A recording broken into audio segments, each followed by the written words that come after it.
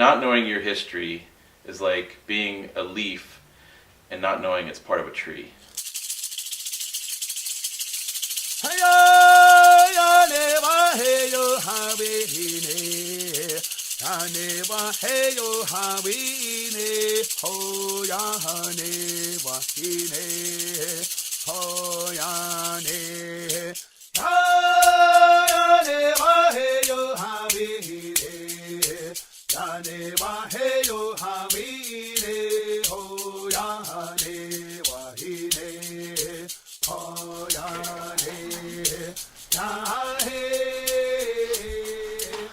Around the turn of the century, people became sort of interested in the site because they found stuff here. You know, things were coming up out of the ground. This town was attacked by the French in 1687, and actually French soldiers exhumed some of the burials that were here because they knew Seneca people buried their family members with objects. So they did that right away. In 1687, people were excavating. They weren't archaeologists at the time, they were just grave robbers. So we're interested in historic preservation. That is the memory of what took place here, trying to provide the best and most truthful story about the past. The work, life, ethics of the site, they really go hand in hand with the traditional way of life. I demonstrate basket making. That's one of the things I do here, and I have been teaching other native folks to do this the traditional way, from pounded log to finish weaving it. So this is a gathering basket. It's made of black ash splints, the spokes, the uprights are the spokes, the weavers, the whipper. The rim of this is made from white ash, same family.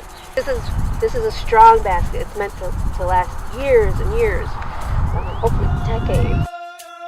Trying to be as honest to people about what was taking place in the past means that you have to be very responsible when you replicate the past. We spend a lot of time studying and learning as much as we can before we kind of go forward and try to replicate something.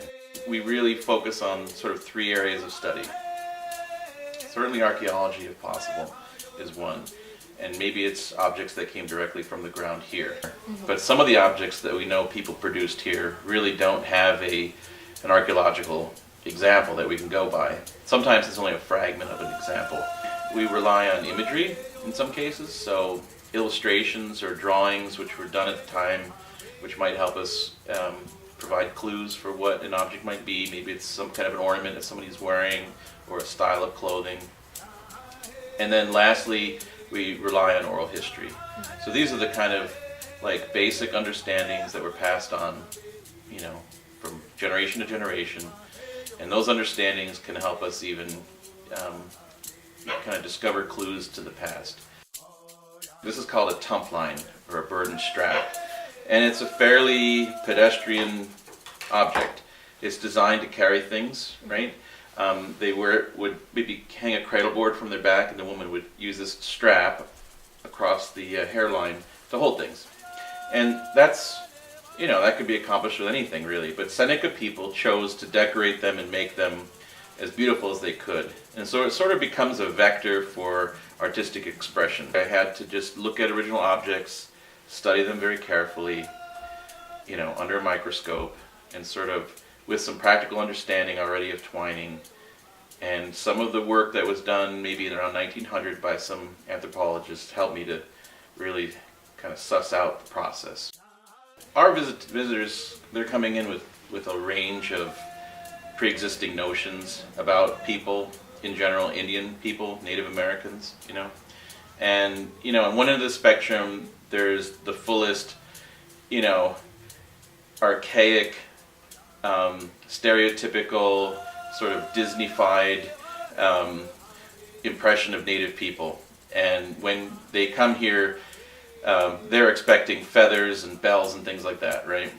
We see that every day when people come in, and they're referencing films as their, you know, their source of understanding history.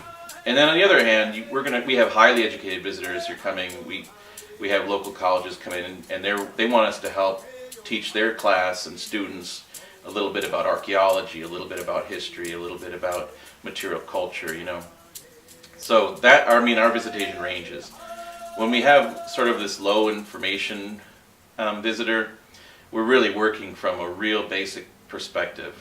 And in very simple terms, my goal for that person is to understand that A, there are still living Native Americans, and B, that we don't dress in feathers and beads, you know, and then C, sometimes we do. You know.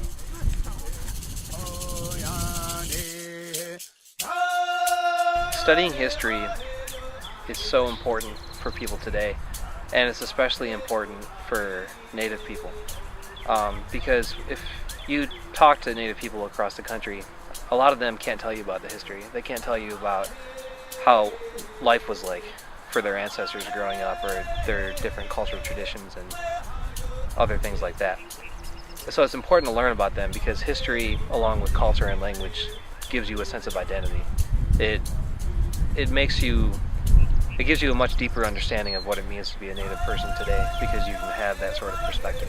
Everyone, I think, in their lives, you know, is looking for a way to make a difference and a way to be a sort of productive person.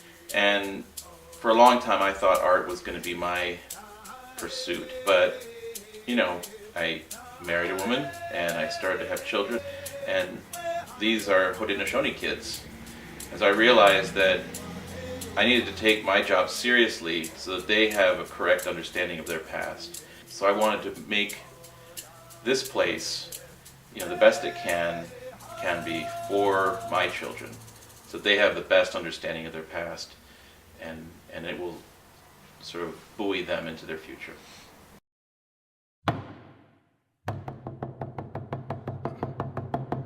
Oh,